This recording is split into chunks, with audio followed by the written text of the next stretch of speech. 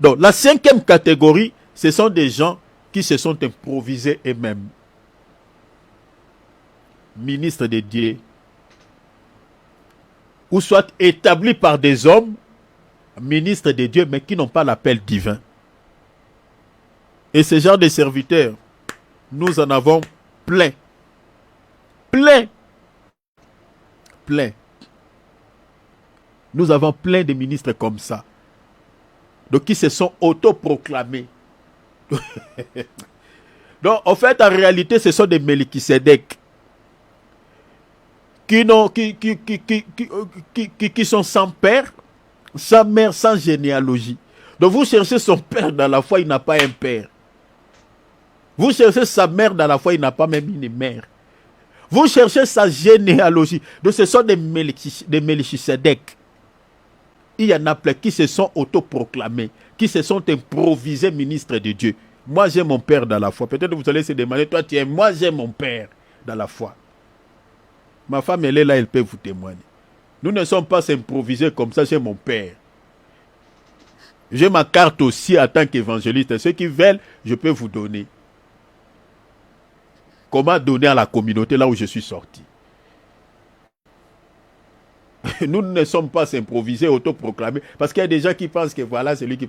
Non, bon, que Dieu nous aide. Bon, ça n'a pas d'importance aussi. Mais nous sommes sortis quelque part. J'ai un père. J'ai plusieurs maîtres dans la foi. Mais j'ai un seul père dans la foi.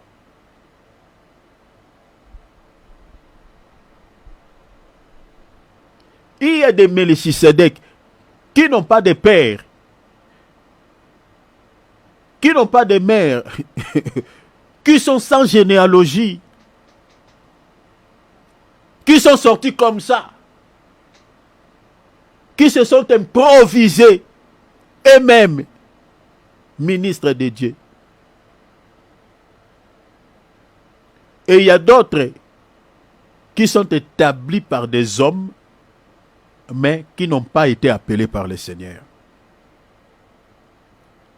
Chers enfants de Dieu, on ne devient pas ministre de Dieu parce qu'on a envie de devenir ministre de Dieu. Non. Mais parce qu'on a reçu l'appel. Je dis ceci. On ne devient pas ministre de Dieu parce qu'on a envie de le devenir. Mais parce qu'on a reçu l'appel. Nous avons plusieurs images dans l'ombre, c'est-à-dire dans l'Ancien Testament et dans la réalité, c'est-à-dire dans le Nouveau Testament, qui nous montrent comment Dieu appelle les gens au ministère. Plusieurs images. Il me reste 2 minutes. J'aimerais nous dire ceci. Dieu donne le ministère comme un don à une personne dès l'utérus de sa mère, c'est-à-dire dès le sein de sa mère. Et ce ministère se manifeste au fil du temps par des appels liés. Retenez ce que je vous dis. Ce que nous sommes en train de vous dire ici, mes bien-aimés, c'est très capital au sujet de votre salut. Parce que je nous ai dit toujours ici que le nombre de faux serviteurs de Dieu sont plus nombreux que le nombre de vrais serviteurs. Ils sont tellement nombreux. Donc si aujourd'hui nous avons des soucis, beaucoup de soucis au sujet de la sainte doctrine, au sujet des doctrines des apôtres, c'est à cause de ces gens-là. C'est-à-dire on lit la Bible, mais sur le terrain on voit autre chose, on fait autre chose. Bon, soit on croit à la Bible, soit on ne croit pas. Donc, nous avons aujourd'hui certaines personnes qui sont tellement intelligentes plus que Dieu. Très intelligents que Dieu.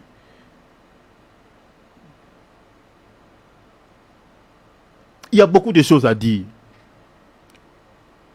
Nous nous sommes convertis à travers de cette Bible.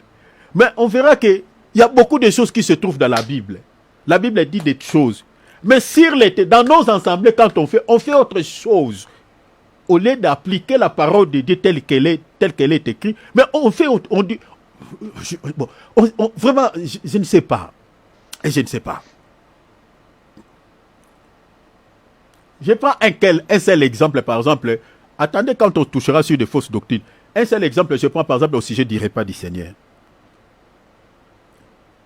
Si je nous demande ici, comment est-ce que Jésus avait célébré la Pâque, selon la Bible, la manière dont Jésus avait célébré la Pâque, ce n'était pas non plus avec l'agneau, ce n'était pas non plus à une date quelconque, ce n'était pas non plus avec des œufs, ce n'était pas non plus avec les pains coupés en morceaux. Est-ce que vous voyez ça? C'était un seul pain, les pains sans les levain, et puis ce n'était pas avec l'agneau. Les Juifs célébraient la Pâque avec l'agneau, Jésus a célébré la Pâque avec du pain. C'est ça.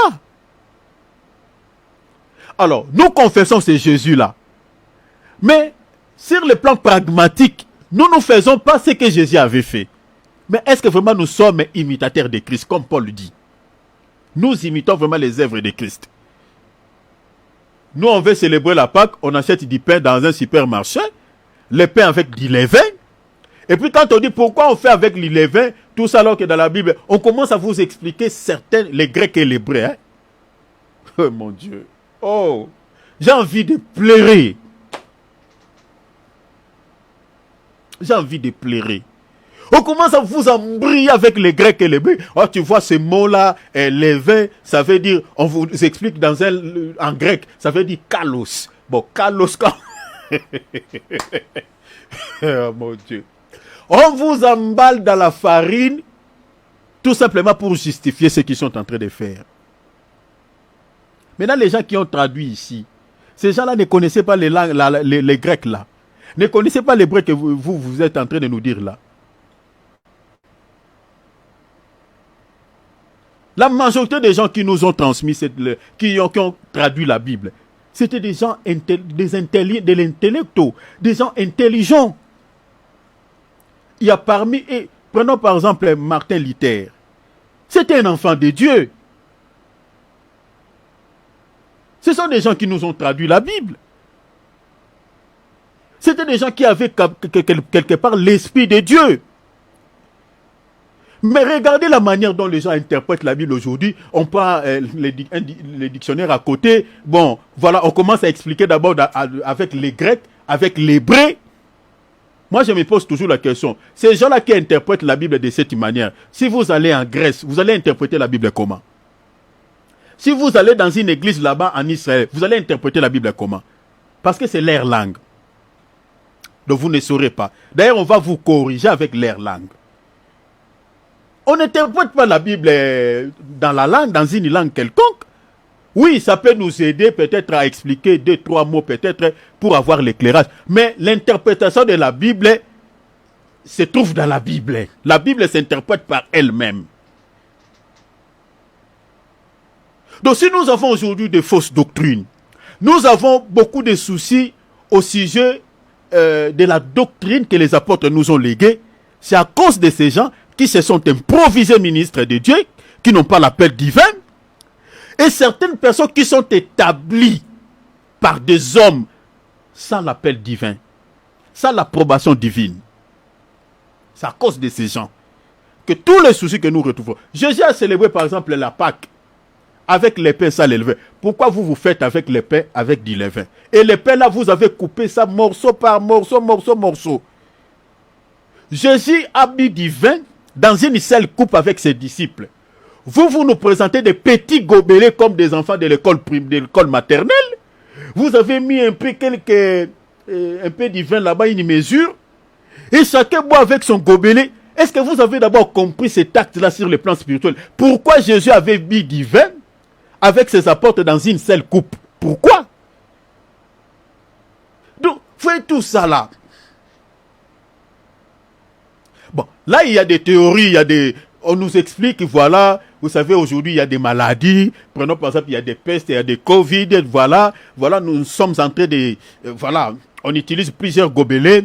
pour éviter quelques maladies qui peuvent se transmettre par la salive. Il y a des théories, il y a des raisons. Maintenant, à ce temps-là, il n'y avait pas de maladies. Les apôtres, quand ils vivaient sur la même coupe-là, tout ça. Et puis, on est en train de faire quelque chose de Dieu. On a même la peur, on n'a pas même la foi. On a la peur d'attraper une maladie par la salive. Vraiment, c'est compliqué. C'est compliqué. C'est compliqué. Voilà pourquoi vous voyez dans nos assemblées, nos cœurs sont divisés parce qu'on n'est pas unis. Vous savez, il y a une sagesse congolaise qui dit, chez nous au Congo, les parents, je termine, hein, vraiment désolé parce que j'ai dépassé un peu, pardon. Je finis ici, je termine ici. Nos parents mettaient souvent la nourriture ensemble, la nourriture des enfants ensemble, dans une même assiette. Les enfants mettez leurs mains dans une même assiette. Même quand vous mangez quelque chose quelque chose de soupe. C'est-à-dire, vous êtes en train de mélanger vos salives. Nos parents nous disaient quoi? C'est pour que vos cœurs ne soient pas divisés, que vous soyez un. Voilà pourquoi il faut manger la salive de l'autre dans la nourriture. Pour ne pas diviser les cœurs des enfants. Mais bien aimé, il y a des explications dans chaque mouvement, dans chaque chose. Il y a des explications. Quand les apôtres vivaient là dans une même couple là, c'est pour dire que l'église est un. Malgré nous sommes plusieurs parties, mais nous sommes un seul corps. Nous vivons dans une seule couple pour expliquer que nous sommes unis. Donc je peux boire la salive de mon frère dans cette même coupe. Mon frère peut boire mon salive, ma salive dans cette coupe-là. C'est-à-dire, c'est comme ça. Je n'ai pas peur de la maladie. Sur le plan spirituel, il y a des explications. Mais aujourd'hui, voilà. Tout simplement, parce qu'il y a plusieurs personnes qui n'ont pas réussi l'appel divin, mais qui se sont s'autoproclamés et même ministres de Dieu, qui ne sont pas appelés par le Seigneur. Et je vous expliquerai 5 points par rapport à ces 5e catégories de faux prophètes qui se sont improvisés eux-mêmes, ministres de Dieu. Vous retrouverez cet esprit chez l'Antichrist, chez les diables. Parce que le diable aussi s'improvise lui-même en tant que ministre de Dieu. Je vous donnerai des appuis bibliques. Sinon, on s'arrête là. Chers enfants de Dieu, faisons attention. Ça, c'est le dernier point, la 5e catégorie. Après la 5e catégorie, on parlera sur les fausses doctrines, et puis plutôt sur les modes opératoires, et puis on vous donnera aussi des signes pour pouvoir connaître ces gens. Parce qu'il faut qu'on vous explique leur mode opératoire, leur manière de faire les choses. Parce qu'il y a des enfants qui ont du mal à connaître ces gens. Parce que Jésus a parlé, vous les reconnaîtrez leurs fruits. Mais quels sont ces fruits-là? Quels sont ces signes-là? Pour pouvoir connaître ces gens. Parce qu'il y a des enfants de Dieu qui ne savent pas. Mais au travers de ces programmes, restez toujours attachés à ces programmes. Nous allons vous montrer des signes palpables, des signes visibles. Et nous vous donnerons aussi leur manière de fonctionner. Pour que vous puissiez avoir quand même